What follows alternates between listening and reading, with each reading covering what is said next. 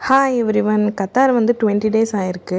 ஒரு 2 இயர்ஸ் முன்னாடி வந்து ஹஸ்பண்ட் சொல்லிகிட்டே இருப்பார், கத்தாரை வந்து அட்டாக் பண்ண போகிறாங்கன்னு.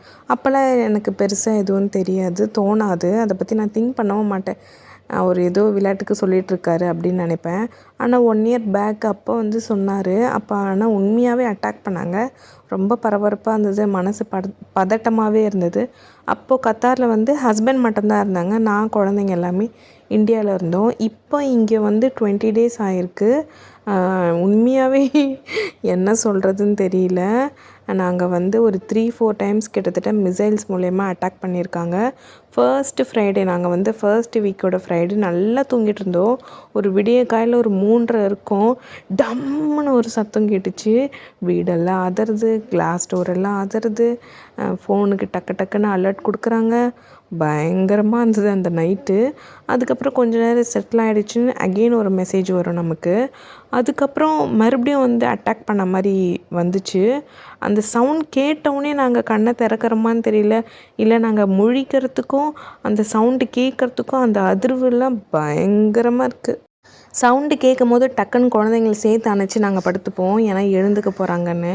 இந்த மாதிரியான விஷயங்களை நம்ம பொதுவாக நியூஸ்லலாம் பார்த்துருப்போம். நம்ம ஊரில் இந்த மாதிரி அவ்வளோ நடந்திருக்காது. பட் ரியாலிட்டியாக நம்ம பார்க்கும்போது அந்த எக்ஸ்பீரியன்ஸை எப்படி சொல்கிறதுன்னு தெரியல எனக்கு.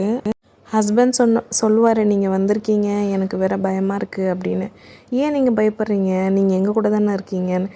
எனக்கு என்ன ஆனாலும் பரவாயில்ல, நீங்கள் வேறு கூட இருக்கீங்களே அப்படின்னு சொல்லுவார். அப்போ எனக்கு தோணும், நம்ம செத்தாலும் 4 பேரும் ஒன்றா சேர்ந்து சாகிறது தான் எனக்கு சந்தோஷமாக இருக்குது. அப்படி சொல்லாத பேபி அப்படின்னு என்ன சொல்லுவார் அவர். ஏன்னா நமக்கு ஒரு விஷயம் ஆகும்போது அதை நம்ம பெருசாகவே எடுத்துக்க மாட்டோம்.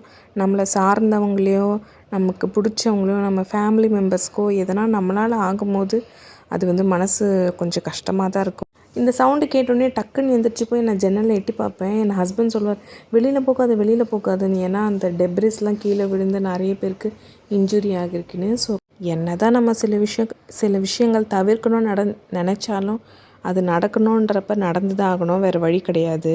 ஏன்னா நம்மளுடைய தேவைக்காக தான் நம்ம சில இடத்துக்குலாம் போய் இருக்கிறோம். ஸோ அதை வந்து நம்ம கடந்து போய் தான் ஆகணும்.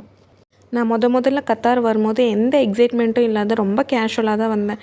ஏன்னா ஃபர்ஸ்ட் டைம் ஃபேமிலி விட்டு ரொம்ப தூரம் பிரிஞ்சு வரோன்றது லைட்டாக தான் இருந்தது. பட் எனக்கு அவ்வளோ எக்ஸைட்மெண்ட்டெல்லாம் இல்லை. ஆனால் வந்ததுக்கப்புறம் தான் நான் நிறைய விஷயங்கள் பார்க்குறதுக்கும், நிறைய இடத்துக்கு போனதுக்கப்புறம் தான் எனக்கு ஃபீல் ஆக ஆரம்பிச்சுது. இந்த கண்ட்ரி டிஃப்ரெண்ட்டாக இருக்குது, இங்கே இருக்க பீப்புள் எப்படி இருக்காங்க, இவங்க கல்ச்சர் எப்படி இருக்குது, இவங்களுடைய ட்ரெடிஷன் எப்படி இருக்குது, என்ன ஃபுட்லாம் இவங்க சாப்பிட்றாங்க, அதெல்லாமே எனக்கு ரொம்ப பிடிக்க ஆரம்பிச்சுது. அண்ட் முக்கியமான விஷயம் என்ன சொல்லணும்னு பார்த்தீங்கன்னா, அந்த செக்யூரிட்டி இங்கே வந்து நான் ரொம்ப ஃபீல் பண்ணியிருக்கேன்.